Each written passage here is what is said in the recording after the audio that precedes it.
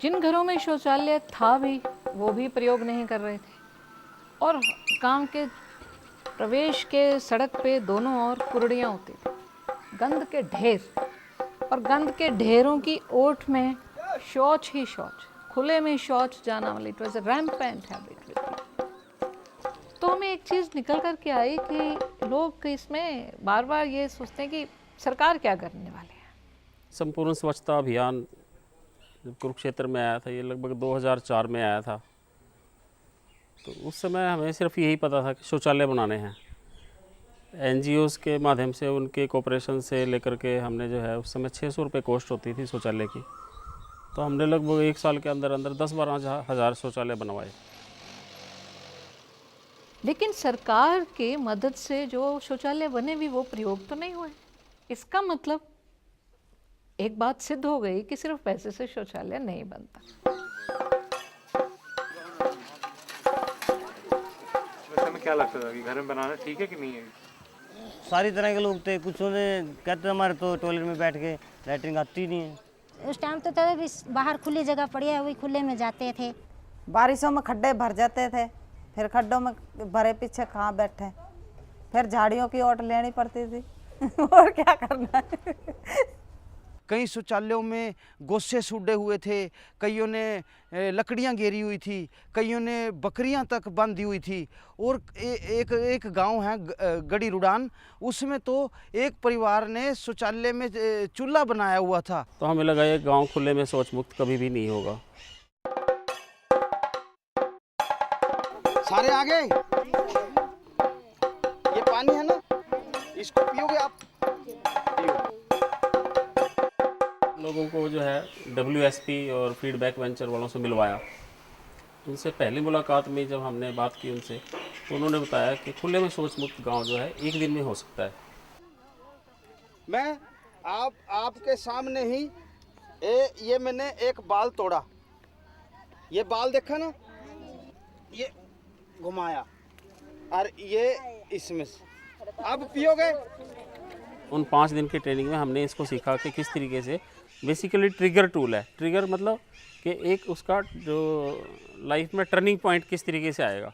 इस टट्टी को मक्खियां अपने पैरों पे लगा के वहाँ छोड़ती हैं भोजन के ऊपर, तो इसने भोजन के ऊपर क्या छोड़ दिया? टट्टी छोड़ दी। और हमने रोटी के साथ साथ क्या खा लिया बताओगे? हाँ, अब ताली बजाओ इस बच्चे के लिए। इससे जैसे उनको ये बात समझ में आती थी ना, एकदम से उनको लगता था यार ये तो मैं बहुत गंदा काम किया मैंने। मैं आप माताओं से पूछता हूँ, घूंघट तो ऊपर से कर लिया, और जब ये चीज खोल के सुबह सुबह बैठ जाते हैं, असली इज्जत ढकनी ये जरूरी है कि ये जरूरी है? इज्जत ढकनी जरूरी है। हाँ। फिर इज्जतमान कैसा?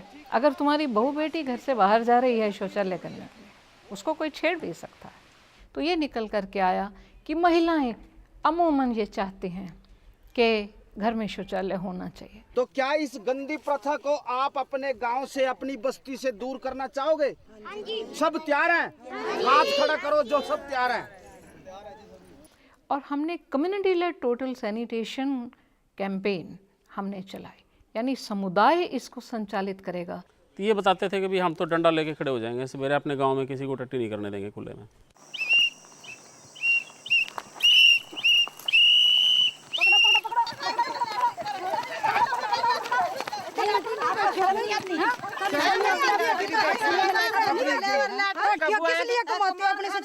हमें खुद बनवाना होगा शौचालय। कमाई नहीं करते हम, क्यों बनवाएं भाई? ठीक है, आगे से ऐसी गलती नहीं करेंगे। भैया तू रोज गलती करता है, आगे से गलती नहीं करेंगे, नहीं करेंगे आगे से गलती। नहीं भैया, नहीं करेंगे। कल आएगा तो लट से पीटेंगे तेरे को।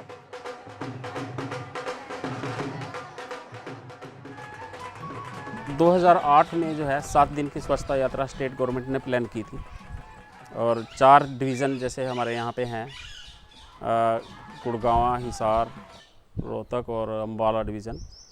तो वहाँ से 4 जगह से, अलग अलग जगह से स्वच्छता यात्राएं चलाई गई।